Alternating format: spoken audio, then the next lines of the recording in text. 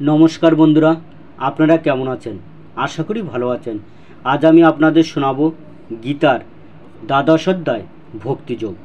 গীতা মনোযোগ সহকারে শ্রবণ করলে মনে শান্তি আসে এবং সংসারে সুখ শান্তি বৃদ্ধি পায়।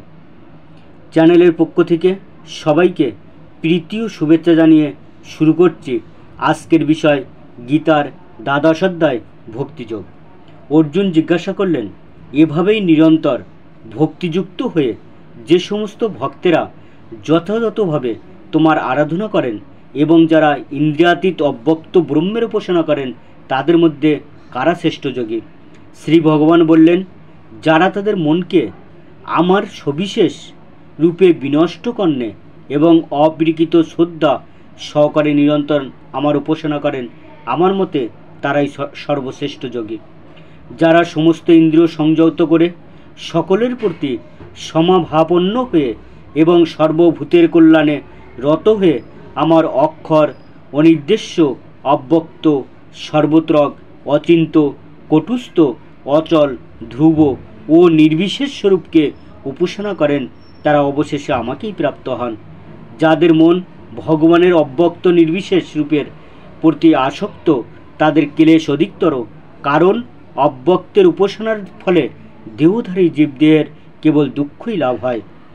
যারা সমস্ত কর্ম আমাতে সমর্পণ করে মতপরায়ণ হয়ে অনন্য ভক্তিযোগের দ্বারা আমার ধ্যান করে উপাসনা করেন, হে পার্থ, আমাতে আবিষ্ট চিত্ত হয়ে সেই সমস্ত ভক্তদের আমি মৃত্যুময় সংসার সাগর থেকে অচিরেই উদ্ধার করি। অতএব আমাতেই তুমি মন সমাহিত করো এবং আমাতেই বুদ্ধি অর্পণ করো, তার ফলে তুমি সর্বদাই আমার নিকটে বাস করবে, সেই সম্বন্ধে কোনো সন্দেহ নেই। হে ধনঞ্জয়, যদি তুমি স্থিরভাবে আমাতে চিত্ত সমাহিত করতে সক্ষম না হও, তাহলে অভ্যাসযোগের দ্বারা আমাতে প্রাপ্ত হতে ইচ্ছা করো। যদি তুমি এমনকি অভ্যাস করতেও অসমর্থ হও, তাহলে আমার প্রতি কর্মপরায়ণ হও, আমার জন্য কর্ম করেও তুমি সিদ্ধি লাভ করবে। আর যদি তাও করতে সক্ষম না হও, তবে আমাতে সমস্ত কর্ম অর্পণ করে সংযত চিত্তে কর্মের ফল ত্যাগ করো।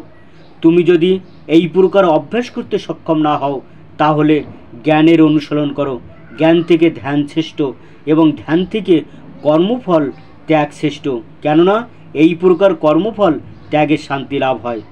যিনি সমস্ত জীবের প্রতি দেশশূন্য, বন্ধুভাবাপন্ন, কৃপালু, মমত্ব বুদ্ধিশূন্য, নিরহংকার, সুখে ও দুঃখে সমভাবাপন্ন, ক্ষমাশীল, সর্বদা সন্তুষ্ট, সর্বদা ভক্তিযোগে যুক্ত, সংযত স্বভাব, দৃঢ় সংকল্পযুক্ত এবং যার মন ও বুদ্ধি সর্বদা আমাতে অর্পিত, তিনি আমার প্রিয় ভক্ত।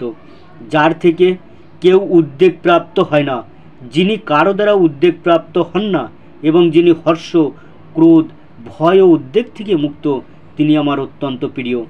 যিনি নিরপেক্ষ, সূচি, দক্ষ, উদাসীন, উদ্বেগশূন্য এবং সমস্ত কর্মের ফল ত্যাগী, তিনি আমার প্রিয় ভক্ত।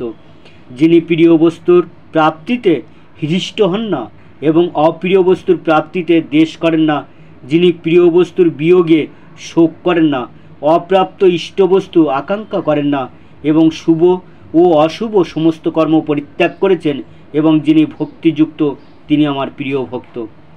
যিনি শত্রু ও মিত্রের প্রতি সমবুদ্ধি, যিনি সম্মানে ও অপমানে, শীতে ও গরমে, সুখে ও দুঃখে এবং নিন্দা ও স্তুতিতে সমভাবাপন্ন, যিনি কুসঙ্গ বর্জিত, সংযত বাক, যৎ কিঞ্চিত লাভে সন্তুষ্ট, গৃহাসক্তি শূন্য এবং যিনি স্থির বুদ্ধি ও আমার প্রিয়ময়ী সেবায় যুক্ত, সেই রকম ব্যক্তি আমার অত্যন্ত প্রিয়।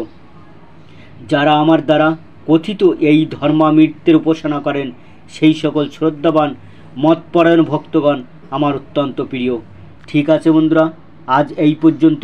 আবার আপনাদের সঙ্গে দেখা হবে গীতার ত্রয়োদশ অধ্যায়ের সঙ্গে। সেই পর্যন্ত আপনারা সবাই ভালো থাকবেন, সুস্থ থাকবেন। আর এই রকম গীতার সমগ্র 18 অধ্যায় শ্রবণ করার জন্য চ্যানেলটি সাবস্ক্রাইব, লাইক এবং শেয়ার করবেন আপনার আত্মীয় স্বজন এবং বন্ধুবান্ধবদের কাছে। আর পাশে থাকা বেল আইকনটি প্রেস করতে ভুলবেন না।